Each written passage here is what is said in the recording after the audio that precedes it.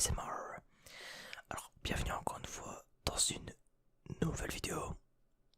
Cette fois-ci, nous allons parler encore une fois de Shingeki no Kyojin, l'attaque des titans, les mecs tout nus qui mangent des titans, enfin qui mangent des mecs, même si c'est plus trop le sujet encore une fois. Oui, c'est la réplique du chef que je sors à chaque fois. Et alors, tu vas faire quoi? Non, alors du coup, je sais pas, bienvenue dans cette nouvelle vidéo. Aujourd'hui, on va faire un petit débrief de cet épisode, ma foi, sympathique aujourd'hui. Alors, pas beaucoup d'action. On n'a pas eu beaucoup d'action aujourd'hui, mais hop, je remets mes lunettes. On n'a pas eu beaucoup d'action aujourd'hui, certes, mais on a eu pas mal de réponses à nos questions. Notamment, moi je me posais la question de d'où sortait Yelena. Donc Yelena, d'où elle sortait, beaucoup de choses. Voilà, c'était quoi le plan de base, enfin tout ça quoi. Donc on avait pas mal de petites réponses, des flashbacks, enfin c'était surtout un épisode de flashback pour nous expliquer tout ça. Et par contre, ce que j'ai trouvé bizarre, c'est... je reparlais. D'ailleurs, au cas où, petite parenthèse, avant qu'on commence la vidéo, déjà mettez-vous bien. Voilà, mettez-vous bien, mettez-vous à l'aise. On est bien sur ma chaîne YouTube, on se met à l'aise. Et qu'est-ce que je veux dire, ouais, n'hésitez pas à checker encore une fois les liens dans la description. Je sais que je suis chiant, mais c'est comme ça, c'est ma chaîne, je fais ce que je veux. Et j'allais dire, essayez d'aller... ouais, parce que si vous voulez voir ma réaction, voilà, j'ai décidé de... Donc sur ma chaîne non ASMR, de mettre ma réaction à l'épisode de Shingeki no Kyojin. Je ferai ça pour les épisodes de la saison 4 à partir de aujourd'hui. Alors, je ferai des réactions entre guillemets en live, pas des réactions live. Je posterai sur ma chaîne, même si c'est pas intéressant, je les mets parce que j'ai envie de les mettre, c'est tout. Voilà. Donc si ça vous intéresse d'aller checker, n'hésitez pas, c'est dans la description. Voilà. Donc du coup, donc dans cet épisode, beaucoup de blabla encore une fois comme je disais. On a su ce que Yelena faisait entre guillemets et qu'en fait elle était dans le plan depuis un petit moment. On sait que on sait qu'ils ont fait ça pour plusieurs navires et qu'en fait les mares, les mecs de l'armée, en fait au début ils étaient assez tendus entre eux, sauf que à force de se connaître entre guillemets, en fait de base c'était en mode ouais, soit tu marches avec nous, soit tu crèves. Enfin, il disait ça à l'armée des mares, entre guillemets, je vais dire ça comme ça. Il disait ça à l'armée des mares. Le truc, c'est que y a les mecs qui ont coopéré à force. Donc sinon, c'est soit tu meurs. Donc voilà. Et à force, en fait, ils ont coopéré. C'est là que c'est très intéressant. En fait, on pourrait comparer ça un peu au syndrome de Stockholm, en fait. Genre, c'est-à-dire qu'en fait, les mecs au début sont un peu prisonniers. Genre, on les force un peu à faire ça, tu vois. Et à force, ils tombent entre guillemets amoureux de leur joli en fait. Genre par exemple, on a Nicolo. Nicolo, c'est vraiment le pire prénom du monde. Nicolo, j'ai du mal à le dire. Le mec est tombé amoureux de Sacha, de ce que j'ai vu quoi. Et alors que de base, c'était la première à lui pointer un flag dans la tête, tu vois. Donc voilà, c'est... Au final, est-ce que ce serait pas un petit syndrome de Stockholm, tout ça? Je ne sais pas. Je ne sais pas. Ensuite, pour revenir sur Sig, Sig, au final, on ne sait pas son plan. Je pense qu'on peut le deviner. Mais en fait, en regardant, en analysant un peu les faits et gestes et tout ça, il y a un terme qui revient souvent.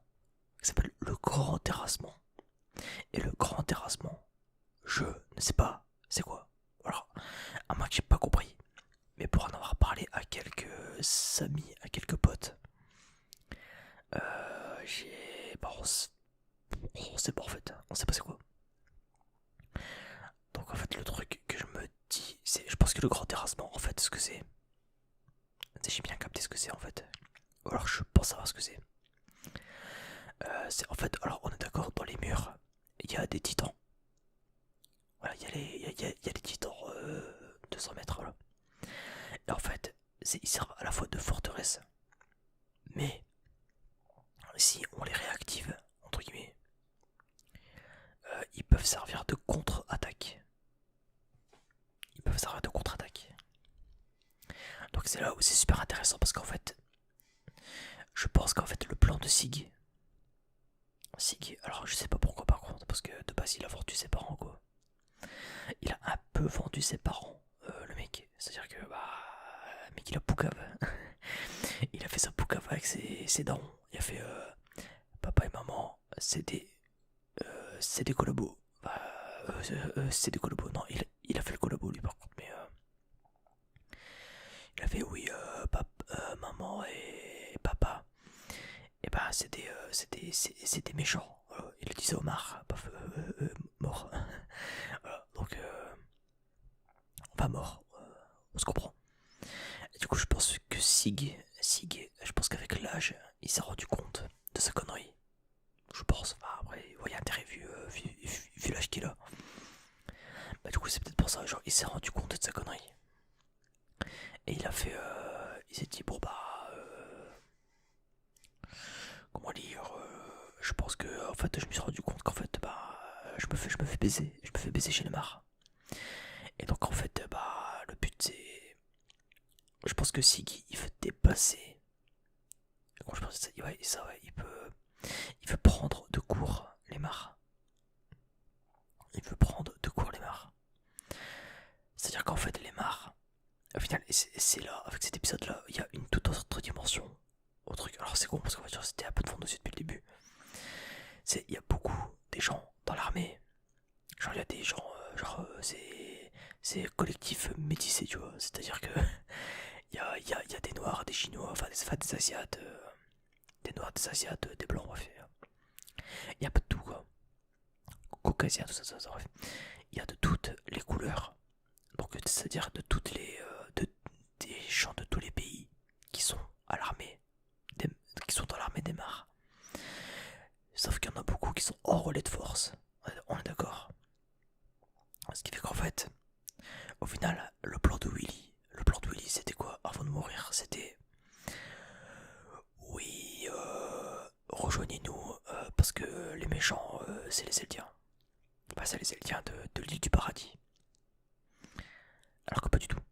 Il y a beaucoup de personnes qui se sont rendues compte qu'en fait, bah ouais, en fait, les Mars, c'est eux qui ont fait la guerre en fait. C'est eux qui se sont ramenés, qui se sont dit hop, ton pays c'est le mien. Tu vas bosser pour moi. Alors que là, on sent peut-être que beaucoup, bah, un peu comme Yelena au final, beaucoup de personnes, je pense, voient dans les Titans et dans les Eldiens de l'île du paradis, ils voient, comment je peux dire ça, ils voient une sorte de messie en fait, un peu comme des sauveurs en fait, un peu en mode ouais c'est la résistance tu vois, c'est littéralement c'est ça en fait. Et du coup, qu'est-ce que j'allais dire? Du coup, je pense qu'il y a beaucoup de personnes qui vont s'allier qui vont s'allier aux Celtiens de l'île du paradis. Pardon. Qui sont je pense qu'il y en a beaucoup qui vont s'allier aux Celtiens de l'île du paradis pour justement derrière se servir de eux comme d'un porte-étendard et dire ouais, on va récupérer notre liberté, fuck les mares, tu vois. Et les mares, il y en a marre, tu vois. Les mares, il y en a marre. Et du coup, là, je pense qu'à mon avis, ça va être ça dans la suite. Là, alors, au début, d'ailleurs, parenthèse, enfin, sans transition, Armin. Armin, au début, quand je l'ai vu parler, je pensais qu'il parlait à Gabi. C'est-à-dire que je pensais qu'il parlait à Gabi pour lui expliquer et lui dire, tu vois, nous, ce qu'on a vécu, bah regarde, on a vécu tout ça. Alors certes, Eren, il a fait ça, c'est un connard. Mais nous, on n'est pas comme ça. Eren, il a fait de la merde. C'était pas le but, c'était pas le plan, tu vois. Et je pensais qu'en fait, il était en train de lui expliquer tout ça. Et en fait, on s'est rendu tout. Alors, à un moment, on voit Gabi et Falco. Alors, Gabi, elle a le démon par contre. Gabi, elle est matrixée par contre, Gabi, c'est une matrixée. Je pense que Falco, lui, il comprendra et se dira, ouais, c'est pas bien, mais. En soi, on est tous victimes de la guerre en fait. On est tous des victimes de la guerre, donc. Enfin, on est victimes de l'histoire en fait. Genre, on subit notre vie en fait. Genre, je pense que le terme exact, ce serait subir sa vie. En fait, genre, c'est comme Rainer. Genre, Rainer, il subit sa vie à un point. Genre, mais vraiment, lui, c'est abusé, tu vois. Alors que. Alors que Falco, je pense qu'il peut comprendre. Il peut comprendre et se dire, ouais, même sans s'approuver, tu vois. Il n'y a pas besoin d'approuver et de dire, ouais, vous avez raison, let's go, tu vois. Mais juste de dire, ouais, je peux comprendre ce que vous avez fait en fait. C'est, bah, vous avez vécu le même, vous avez juste voulu vous venger en fait. Et c'est normal. Donc en soi, je sais pas, ça va être. Enfin, je sais pas, je pense que Falco il va être méga important pour la suite. Et Gabi aussi, mais Gabi. En fait, je pense que Gabi, vu comment elle va tourner, je pense que ça va être un perso très bien écrit, mais que personne ne pourra saquer. Ça va être un perso très très bien écrit, je le sens très bien, tu vois, mais ça va être un perso que personne ne va aimer. Personne ne va aimer Gabi parce qu'elle est énervante en fait. Cette gamine est énervante. Parce qu'en fait, genre, c'est une Matrix en fait. C'est une Matrixée. Surtout déjà que déjà de base elle a tué Sacha. Donc de base elle a tué Sacha. Donc à partir de là, comment tu veux l'apprécier, tu vois. Je veux dire, tu ne peux pas l'apprécier, c'est impossible. Genre la meuf, t'as fait de la. T'es paf là putain. Non mais je m'énerve un peu mais euh, ce que je pourrais dire ouais c'est voilà, je pense qu'à mon avis pour Gabi ça va être ça. Il y a juste Sig. Alors Sig je trouve ça bizarre aussi. À un moment ils l'ont foutu dans la forêt. Ils l'ont foutu dans la forêt. Genre en mode allez hop, casse-toi là-bas. Va dans la forêt. Alors c'est expliqué. Alors entre guillemets c'est expliqué. Qu'en fait c'est en fait ils le foutent dedans parce que bah au moins hop s'il veut se transformer en singe et faire le malade. Bah eux ils sont en équipement tridimensionnel donc bah les arbres qui font 500 mètres ça les arrange de ouf tu vois, c'est le meilleur terrain de jeu pour eux tu vois, entre guillemets. Genre c'est là où ils ont plus de chances de se défendre en fait. Voilà. Et du coup c'est expliqué un peu par ça entre guillemets mais je trouve ça un peu bizarre. Je trouve ça un petit peu bizarre parce que bah en soi ils pouvaient juste le menotter tu vois comme ils avaient fait en fait. J'aurais pu juste le menotter. Donc à moins qu'il puisse se transformer sans se mutiler. Oh, pardon. À moins qu'ils peuvent se mutiler sans se transformer. Se transformer sans se mutiler. Euh, Bah je vois pas ce qu'il y a de danger en fait. En soi genre tu le mets. Enfin tu l'attaches et puis c'est fini quoi. Et après bah pour. Ouais je sais pas. Ouais c'est un peu bizarre en fait. Et surtout genre ils demandent si Gabi et Falco ils peuvent venir le voir. C'est bizarre en fait. Genre ils peuvent venir admirer. Genre je trouve ça un peu bizarre en fait. Surtout de savoir depuis quand il est dans le bail. Depuis quand il est dans le bail SIG en fait. C'est un peu ça en fait. Je me dis depuis quand il est dans les bails. Je ne sais pas.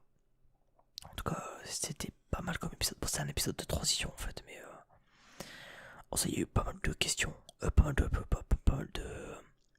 réponses apportées. Donc c'est pas mal. C'est cool. C'était très bien. C'était pas chiant mais c'était pas incroyable révélations de ouf, mais il y a quand même eu des révélations, ça c'est bien.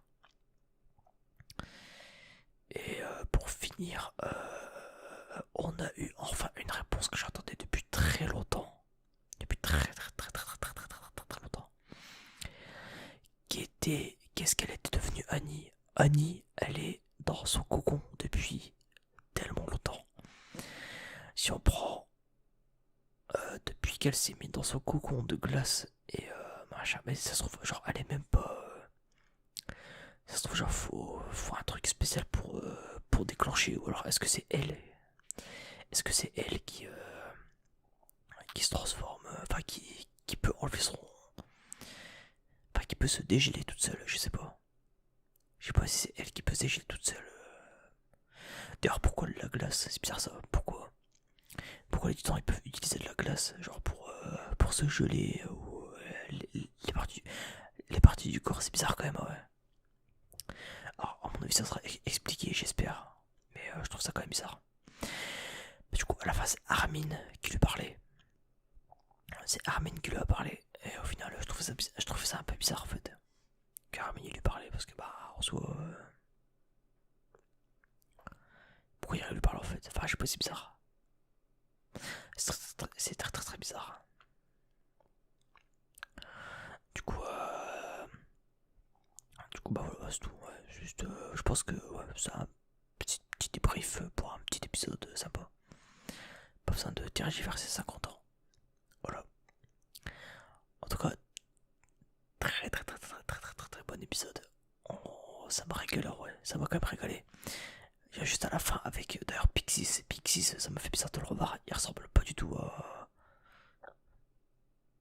sa version. Sa version, comment ça s'appelle? Sa version. Bah, 8. À sa version 8 Studio. Donc ça m'a fait un peu bizarre. J'ai un peu du mal à le reconnaître. Mais bon, en même temps, un chauve, un vieux avec une moustache. Il n'y en a pas 50. Et qu'est-ce que j'allais dire d'autre? Je sais plus. Je sais plus du tout. Je voulais dire un truc pour terminer, puis au final. Ouais, juste bah. Ouais, au final, Annie, j'espère qu'il y aura une suite avec elle et que ça sera pas juste. Allez hop, Annie, c'est un caméo, au revoir. Mais je sens qu'on va avoir des nouvelles d'elle bientôt. Mais au final, c'est pour ça en fait, Annie. C'est pas quelqu'un de foncièrement méchant, tu vois, en soi. Ah, mais je pense savoir pourquoi Armin, il lui parlait. Peut-être que c'est un peu en mode souvenir de Bertholdt. En mode souvenir de Bertholdt, ouais, bon bah.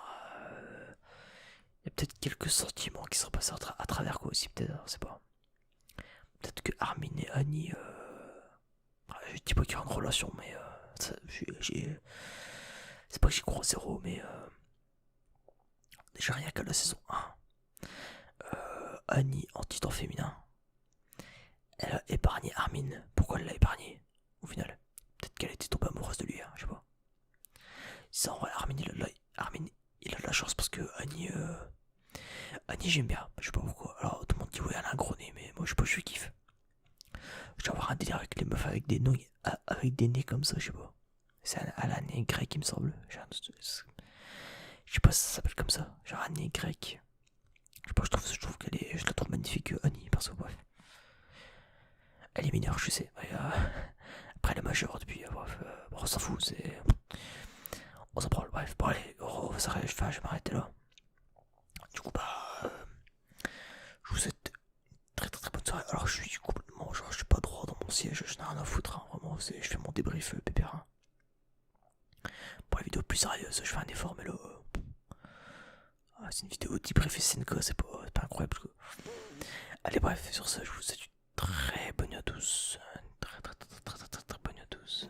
On se dit à la prochaine, enfin à dimanche prochain pour, pour le débrief de l'épisode 10. Et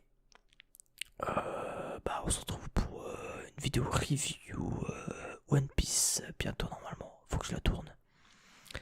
Une review One Piece. Bon voilà. Je ferai ça bientôt. Allez sur cet épisode tous. Salut.